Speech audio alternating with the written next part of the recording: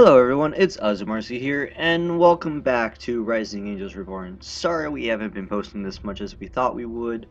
After quite a few episodes, we forgot to record more, and stuff happened. Also, quick update. If you didn't notice, our Twitter post about a new Let's Play has appeared, or Instagram, Facebook, whatever. Our favorite game we will be hosting on this channel. Now, we are unsure if we can monetize it for ourselves to try and get more games for everyone, being as it was on GameCube. That's the hint that we gave out, which is sponsored by Nintendo, and everything that they do, yeah. But it was made 10 years ago plus, so we hope they won't say stuff. If there's copyrighted music in there, we'll turn the volume down just enough so we don't get flagged for copyright infringement. And we hope that you enjoy our favorite game. Also, that game is the reason why the channel is named ZURI'S, so you'll get a little bit of history on us.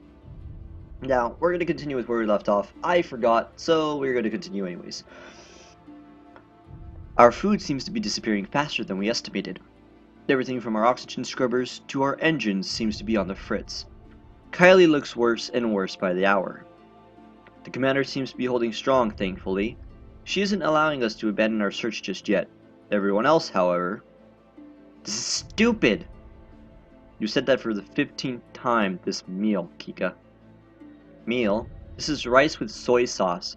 This is no meal. That's borderline starvation. Well, not really. That sounds kinda good. At least it's still 2 solid meals a day. 2, I want lunch. Even if it isn't very tasty, at least it's filling. More filling than this blind search in the dark. All I've been able to do lately is look for clues that might tip me off to who is working against me on this ship. Words seem to have spread that I'm on the watch, however, and they seem to content to just lie and wait. Ugh. I think we have 2 very different ideas of what constitutes a meal. Well, you're a princess, technically speaking, because your father was the president of Earth. It has to last. Otherwise, we won't be eating anything. That's the point I'm arguing. Geez, open your ears. We don't need to be out here. What would you suggest we do? Just let the Empire get their hands on the weapon? First off, we don't even know if there really is a weapon. True. What proof is there other than the ramblings of some datapad we found? They could have left that there to derail us. My initial briefing said that it was an important artifact out there. Right, intelligence has never been wrong before. I don't like that attitude. And I don't like this whole situation. My second point is, why us? Why don't we just go back and get more help? If this thing exists and is such a threat, we should be gathering as much help as possible. Sorry I pushed enter too soon. There is no time. Oh, but there's plenty of time for us to chase our tails blindly? Some of us don't have tails to chase. Tails. What if that's a word? You know what I mean. Good morning, Soul. Morning, Lieutenant Star. You've been ordered to complete the mission. That should be enough. And if I think my life is worth a little bit more, then you are in the wrong profession. There's no place for a timid house cat. What brings you here this morning, Soul? Not just to torment poor Kika, I hope. I'm getting some food for Faye. The doctor couldn't be bothered to provide to his patient. Because she shouldn't be eating solid food yet. Because he's a lazy good-for-nothing. How is she doing? Asking for solid food is a good sign. She's still not ready for the interrogation I think you have planned. Who said anything about interrogation? As far as I remember, I don't think there was an interrogation that was supposed to be held. I think she just wanted to know what happened. I know you too well. You better not be trying to grill my minion. Well, literally speaking, we can't. Figuratively, let's roast it. I'll do what my job demands of me. Sorry, Natalie, but I have to agree with Kika on this one. When she isn't sleeping most of the day, is when you can ask your questions. So, never. Pretty much. I might as well go bring Zuri her breakfast. You all are depressing me. The truth sucks. That's why we should just accept it and go home. Abandoning your duty in the moment of need? And I was starting to think better of you. I'm going with you to visit my minion. Fine. If it stops your mindless babble, you can come along. It's not mindless. You both just don't understand the necessities of going home. You're just as big of a pig as Faye. That was a good insult. Come on. Want to come with me, Alphonse? I think Zuri would like the company. Thank you for the kind offer, sir, but I visited her when I woke up. I got the impression that she wanted to spend some time alone with you. Well then, let's get funky. Oh. That's not what it's for? Alright, what's it for? Just something she wants to show you. It's quite special to her. It's funky. Is it something that can tie up some of the loose threads? No, but I think you'll enjoy it the same. So, it's funky, isn't it? I might as well. Listening to everyone complain about how this is a waste of time is eating at my patience. Soul might have no problem breaking it out, but I'd rather not play rain card over the devotion to duty 1. Once we find it, I'm sure Kika's tune will change. She's just trying to hide her sorrow right now, and venting her frustrations on the mission is the easiest way for her. At the cost of driving me crazy. And so is everyone on the ship. Alphonse laughs at my sorrow, but I don't hold it against him. This whole operation is feeling like a joke right now. The blind leading through the blind through a minefield. That seems like a hilarious effort, but I don't want to laugh at that. I hope Zuri has something pleasant to get my mind off this nightmare. Hey Zuri, I'm here with lunch, breakfast, brunch, whatever time of the day it is. I hold back for a second to make sure no flying moves are about to remove my head from my shoulders. Once my safety measures ensure a clear field to enter, I step in. Curled on the bed with her tail wrapping around her is my friendly Dreamon. A sad smile tugs at her lips as she stares at her datapad forlornly. Is something wrong? I can stop back later. She pulls herself up, patting the spot on the bed next to her. I was looking at some old pictures of when I was still a wildling. That sounds adorable. A what?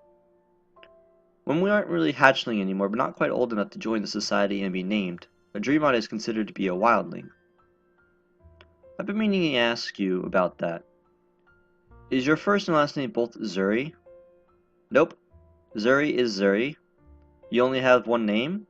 Sounds like it could be confusing. Not at all. When we become adults, we are giving a name that is ours and ours alone. I'm the one and only Zuri. You must have a very small population. We're a lot older and less spawny than humans, that's for sure. Spawny. Okay. I can't help it that my species has a bunch of rabbits. Rabbit reference. Yes, here we go. Huh? Small mammals that breed incredibly quickly. Small, fluffy, cute? Nope, doesn't ring a bell. That is adorable. Trying to explain what a rabbit is. I guess it doesn't matter much. The point is that humans breed quickly in the grand scheme of things, that there are a lot of us out there. You all are weird. Anyway, I wanted to show you some of the pictures I found. Ooh, do we get to see baby Zuri? She hands me her datapad. It's almost remarkable the amount of scuffing on her screen, the dinges in the case, and the way the screen seems to flicker. Zuri, this datapad is ancient. Where'd you find it? I found it in the bush when I was walking through a trader camp years ago. Nedges fixed it up and got it working for me. He's that one. She changes the image to a scrawny Dreamon with a thick dark blue hair and thick stubby tail. His gaze seems to be staring past the camera even though he is looking straight at it. Blue? Hello. Nedges was always really good at making broken things work. He'd tinker with any sort of abandoned electronics he'd found. I suppose it was fate. What was? Someone had wired a bomb inside a supply crate of food when we found. He barely had any time to scream for anyone to run before it went off. Ooh. That's awful. Who would do something like that? Warlords thought of it as a fun game to play. It was rather common and we were usually careful, but we hadn't had anything to eat in days. If Nedges hadn't talked us out of it, we would all have died when we went in for it. That sounds like a horrible child rearing. No guiding authority, no protection, no education. But we're a lot tougher and determined for it. Those who can't survive don't. It's sad, it's depressing, but it's our traditions. That is sad, though. Oh, jeez. I don't want this episode to be sad. It's not like it was all bad. We learned a lot about trading, survival, and working as a team. Even when my stomach was growling, the others were there to help me carry on. Here it is. This is the only one that has most of our clutch in it. A group of 5 dream on crowd together in a picture taken in a beautiful grassy hills. All but one is there. I think Nagi is barely half my height. They look happy. Their clothes are rugged leather, their faces are covered in dirt and grime. The diminished amount of food is evident in their bodies, but all of them share the same hopeful smile I see on ZURI'S face today. That's Errol. He was our clutch's fighter. Whenever we were in danger, he would fling himself headfirst into it. Errol caused a lot of problems, but there never was a truer friend, like ZURI. She points to the smallest of the group, a fiery redhead with a body marred with scars and bits of his tail and broad wings missing. Even from the picture I can see the energy and fight pouring from him. What happened to his ear? Funny story about that one. I promised him I'd never tell it again. He's now a diplomat at the Real Republic.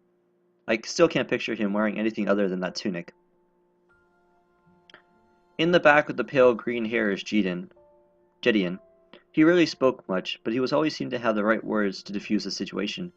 Jedin was our diplomat, not Errol. He used to make things really yummy wheat biscuits.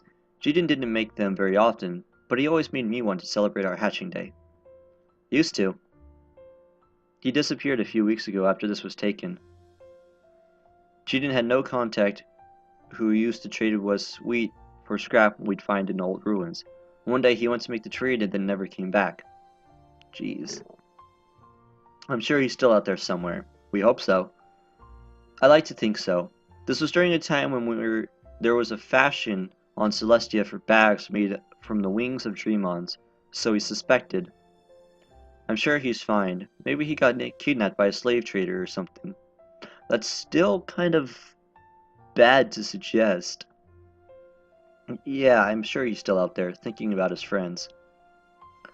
What am I supposed to say other than weak platitudes? Realistically, he probably was killed for some snobby rich lady's nice handbag. A disgusting thought that is. What sort of jerk would I be to say that? Can you guess who this is? Kylie? Nope. I might have been small, but I wasn't that small. Guessing Kylie would have been a better guess than ZURI. The girl in the picture doesn't strike me as ZURI I know today.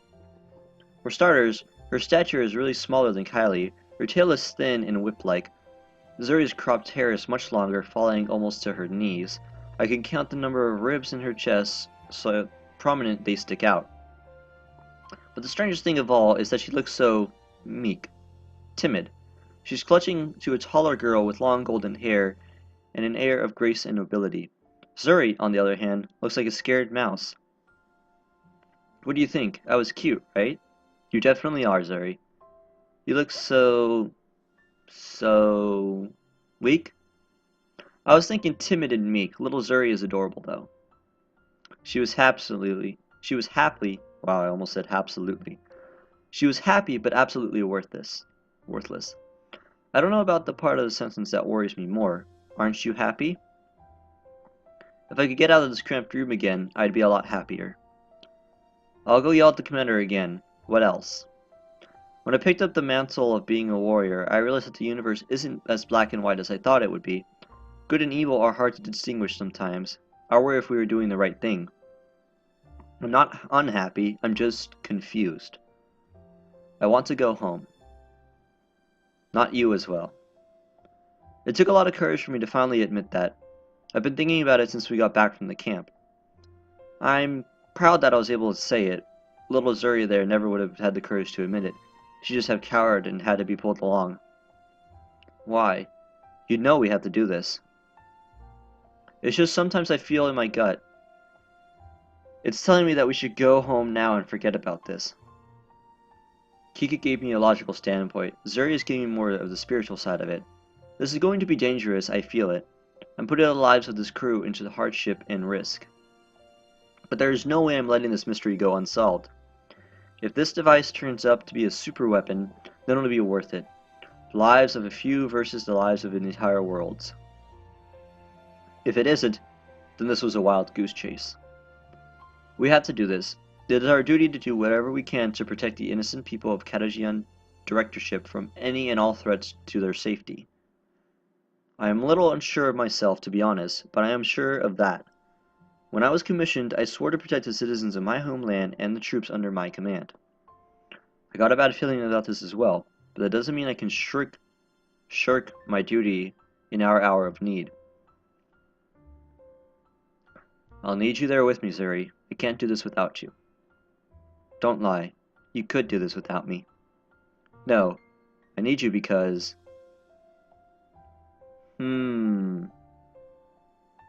Okay, I am going with partner.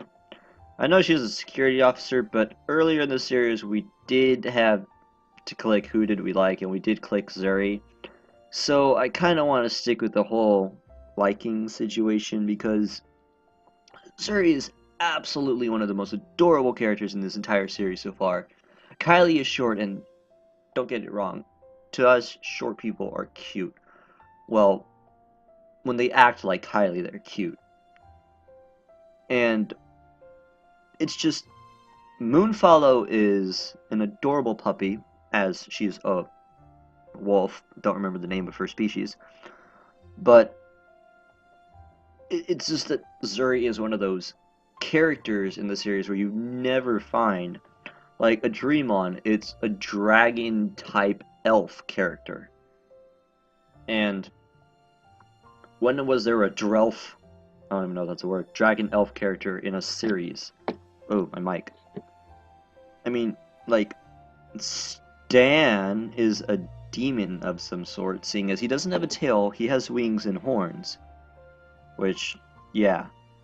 And Zuri is just fucking cute. There, so partner. Because we are friends. Aw, dang it. You suck, Natalie. We're in this together, thick or thin.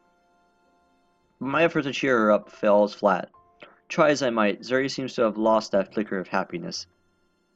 Damn. You sound just like her. Even though she doesn't say it, her eyes tell me who she's talking about. Zuri's emerald green eyes are as dim as she goes back to staring at the picture. Who was she? Akuro.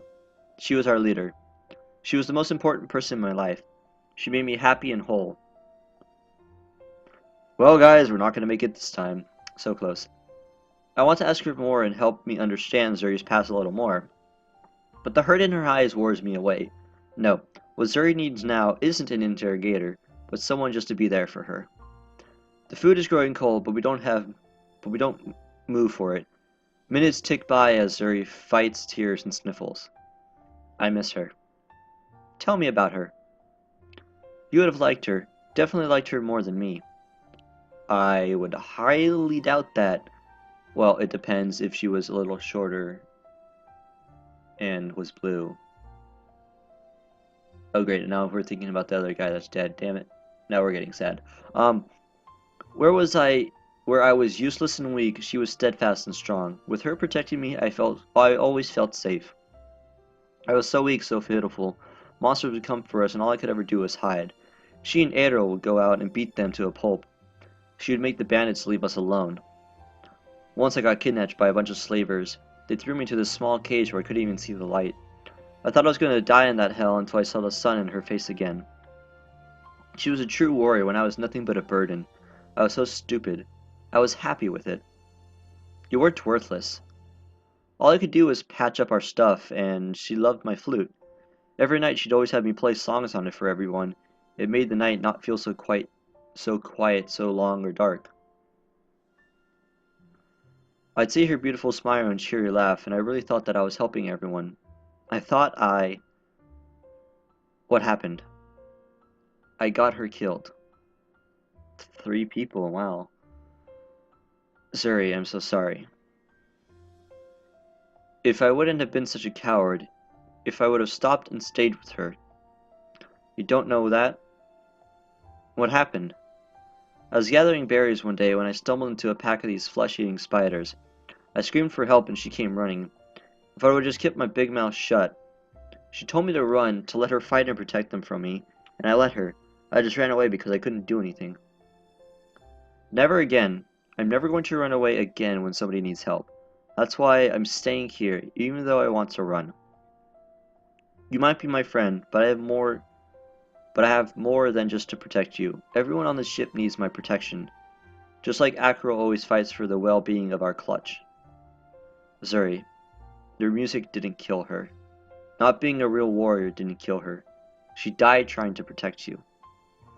I knew you wouldn't understand. Because it is absolutely bonkers. You're bonkers. Her best friend. I can't imagine the amount of pain and loss Zuri went through. Akuro was her sister, if not in blood, but in name. Still, there's no reason for her to blame herself for what was essentially an accident. Akuro cared for Zuri as much as Zuri cared for Akuro. I wouldn't let my family die if I could protect them. But Zuri can't see that. Maybe I can't see that either. If we don't find something soon, there might be nothing left of my family. Bleh. I need to find this stupid researcher ship. Let's agree that we both are crazy. Do you have any other pictures? Sure. There's an amazing one I took at the Emerald City in here somewhere. Zuri flips through pictures of her homeworld without a second of nostalgia. I can't blame her. The dry world seems pretty bland. One picture of what I think was a ruined wall catches my eye. What's that one? I don't know, graffiti of some sort. Who knows, who cares? The glowing blue scribbles look really familiar though, as does the person standing beside it.